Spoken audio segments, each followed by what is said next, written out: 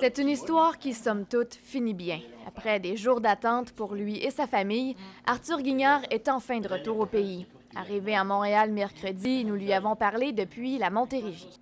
Depuis des années, Arthur se rend en Haïti pour faire de l'aide humanitaire. Au moment du tremblement de terre, il se trouvait à Tiverny, dans le sud-ouest du pays. C'était la première fois de ma vie que je voyais un gros tremblement de terre de même, que ça dansait comme... j'avais jamais vu ça, réellement. Même s'il a eu peur, il n'a jamais craint pour sa vie. Le village où nous sommes, ils nous connaissent, on est là comme des missionnaires pour les aider et non pour les nuire. Tout ce qu'on fait là, c'est pour les autres.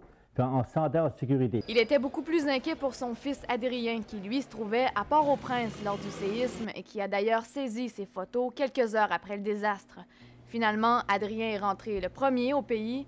L'attente fut longue pour rapatrier son père et les autres Canadiens avec lui. Le problème, c'était de les rapatrier parce qu'on ne savait pas quand on pouvait les ramener, étant donné que les voies aériennes étaient contrôlées par les Américains. C'est certain qu'il y a beaucoup de gens qui se sont appelés, communication sur Facebook, fait qu'on ne s'est pas lâché finalement. Pour rentrer au Québec, Arthur a dû lui aussi passer par la capitale. Puis quoi qui m'a touché plus à mon cœur, c'est voir les gens dans la nuit marcher avec les enfants.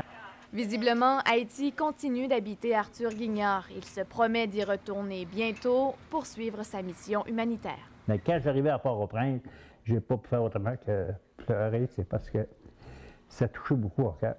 C'était une ville complètement à terre, j'avais jamais vu ça de ma vie.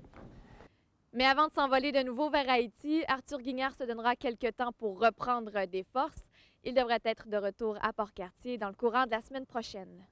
André Martin, TVA Nouvelles, Sept-Îles.